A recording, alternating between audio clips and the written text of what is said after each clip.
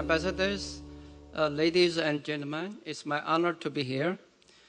I think Oren has just spent 10 minutes. I can't promise I will spend 10 minutes, but I will try my best to spend 9 minutes.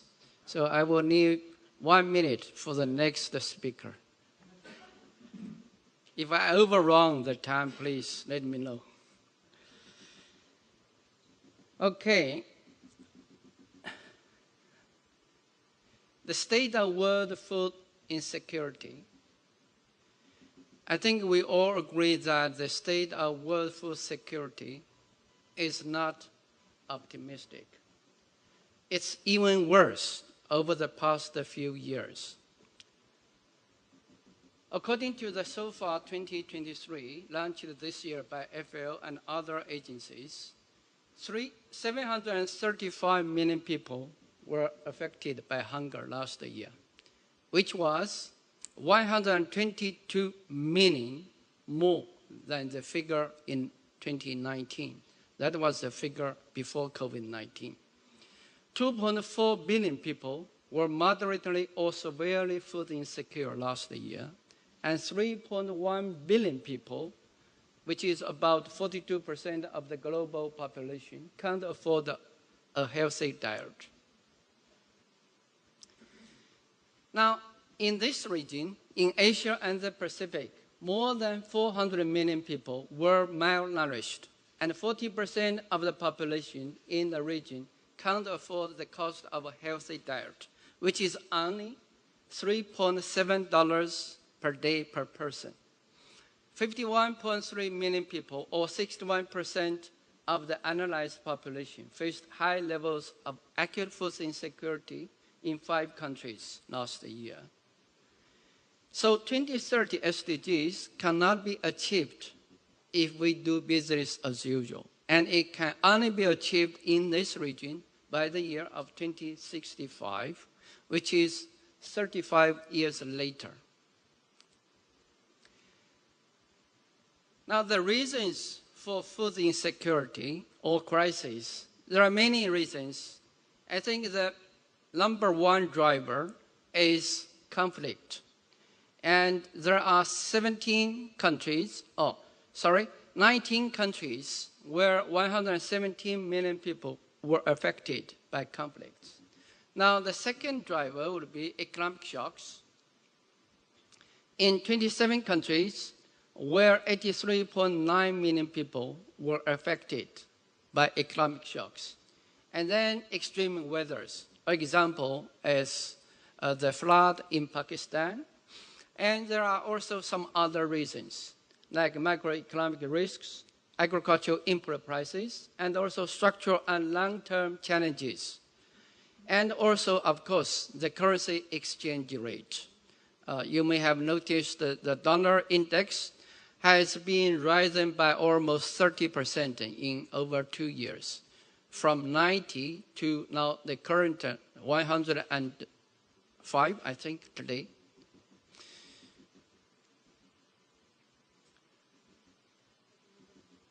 Now, this is a kind of new measurement adopted by FAO this year, which actually we have to digest, so I would like to skip it. Now, FAO's work and the mandate of FAO is to improve nutrition, increase productivity, and raise people's living standards. So aligned with the mandate of FAO, the priority is to eliminate hunger, malnutrition, undernutrition. Now, FAO's work is mainly in the following 5 areas. First, putting information within reach. We produce a lot of data and publications. We also provide policy support to member countries. We also have capacity building programs, particularly for the developing countries. Number 4, sharing know-how, skills, and expertise. And finally, providing a meeting place for nations. Now, FAO's work is basically people-centered, try to address hunger and poverty. Now, there are a number of areas which is very much closely related to the FAO's mandate. FAO's work covers crops, forestry, fisheries, and livestock. Those are the living things. At the same time, we also cover water, of course, microorganisms, soil and farm input, and even sometimes labor force. So this is a new aspiration of FAO, the 4 betters, which is very easy to remember: better production, better nutrition, a better environment, and a better life for people. This is what we have done in Ukraine since last year, and I think I will skip this. Now, some of you may know my office is the FAO Partnership and Liaison Office in the Republic of Korea, which is a new office. We opened it in the year of 2019, and we started our operation in the year of 2020. So we have been 3 years, and this is kind of work we do together with our key partners. We particularly partner with government agencies: Ministry of Agriculture, Food and Rural Affairs, MAFRA, Ministry of Ocean and Fisheries, and Rural RDA, Development Administration, and KFS, Korea Forestry Service. But of course, with many other public agencies, private sector, and also NGOs. So this is a kind of a short history for my office. And this is what we have done. And I think our FAO's engagement with youth.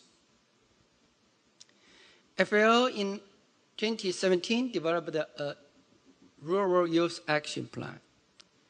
And in 2021, we developed a corporate strategic framework. Youth and women is a very important element of the strategy. And we established, particularly in FAO headquarters, the Youth Committee in 2019. We also do some field work, for example, the school food nutrition program, and we initiated the World Food Forum, WFF. We have done so for 3 years, which is mainly the engagement of youth and women. And we have WFF Startup Innovation Awards, and very good news is that one private sector company sponsored FAO for such a kind of awards, $2,000 from the private sector. So this is what is about the Rural Youth Action Plan and school food nutrition program and yoga. I think some of you may know the Youth Association. So World Food Forum, walk the talk. We did the satellite event last year.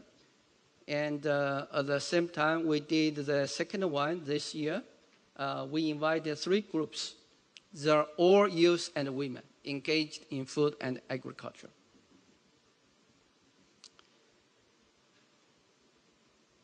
I hope I have not used 10 minutes. I thank you very much. But anyway, as we have question and answer sessions, and if you have any questions, I will try my best to answer the questions. I thank you very much, 감사합니다.